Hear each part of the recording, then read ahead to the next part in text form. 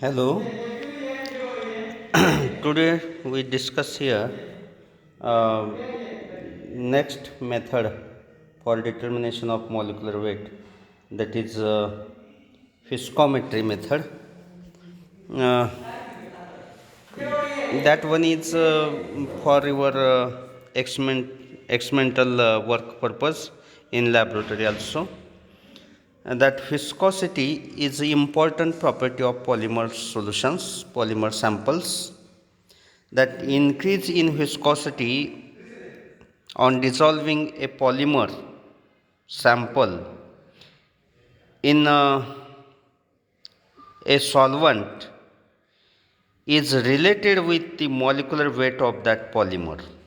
That when we dissolve polymer in a certain solvent, then viscosity of that solvent changes, and that change is correlated with the molecular weight of polymer. That is how much change in viscosity of solvent, from that value of change in viscosity we can calculate molecular weight of that polymer sample which is dissolved in that solvent. Capillary viscometry is the smallest, simplest method that simplest method for determination of change in viscosity of polymer sample with change in molecular weight of polymer. The most frequently used viscometer is Ostwald viscometer. We already know this instrument, glass viscometer, which is in our lab also. Then the time required for liquid of volume V to pass through the capillary of radius R, capillary of viscometer having radius R and length L, is related to the absolute viscosity eta by Pauli's equation, that is eta is equal to P pi r raised to 4 into T upon 8 into V into L. From this equation, by rearranging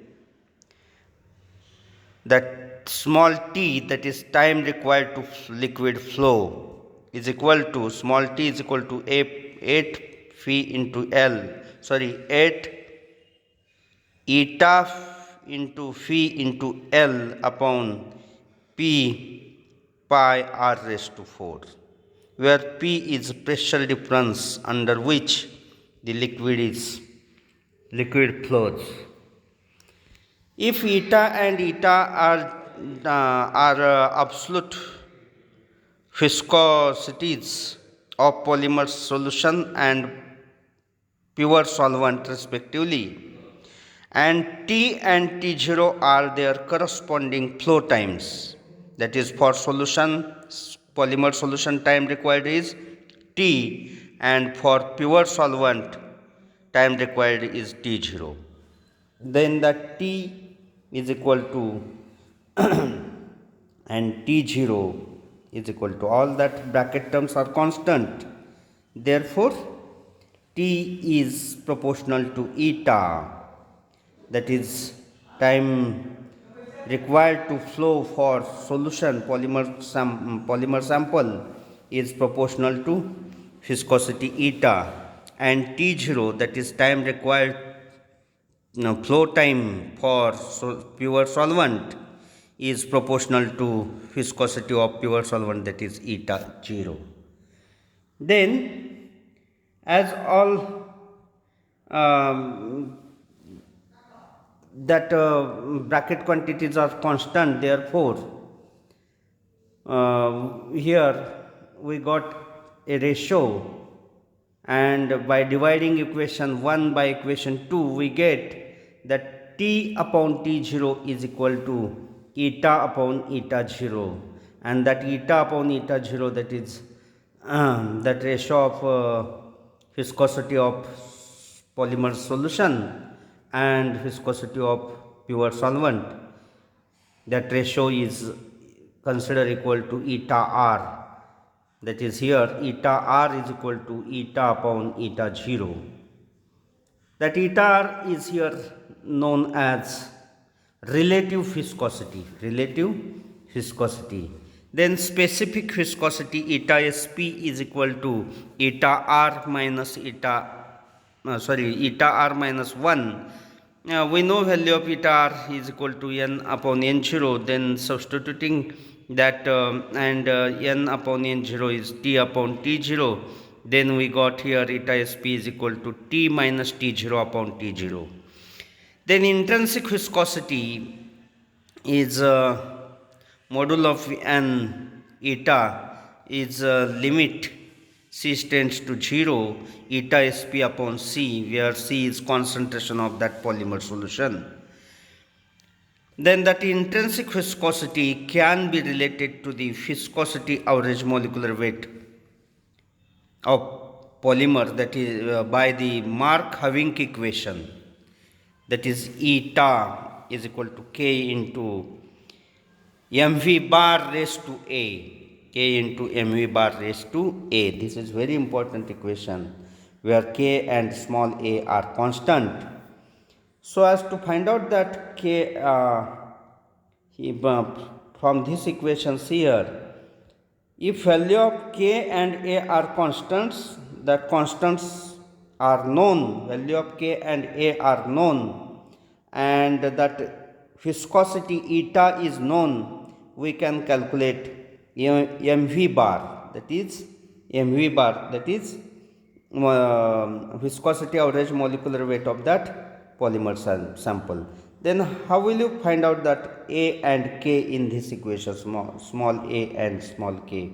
For that purpose, here solutions of known concentration of polymer sample are prepared.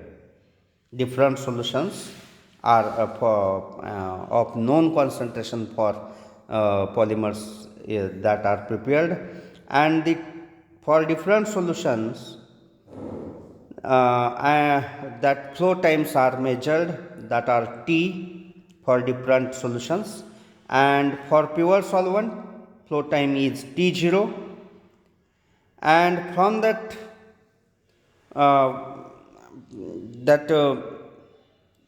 their viscosity also measured for different solutions, viscosity also measured, and we plot that graph of viscosity, log of viscosity versus log of viscosity versus molecular weight, viscosity average molecular weight. And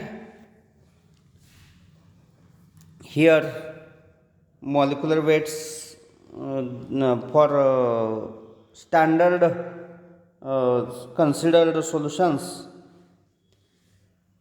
viscosity for some solutions viscosity is known, and therefore we plot this viscosity. Their molecular weights also known. From that we plot this graph, and slope is considered here. For that graph, slope is considered is equal to small a, and that intercept on y-axis is considered as log of k. From this value, by substituting these values in Mark-Havink equation, we can calculate, and if viscosity is known, k is known, small a is known, then we can calculate mv bar, which is nothing but viscosity average molecular weight for that sample. These are two methods here we discussed for molecular weight determination of polymer samples. Then we are here discuss for next part. In next part we discuss introduction to light emitting polymers. light emitting polymers, that is LEPs. We discuss this after for next part of this. Thank you.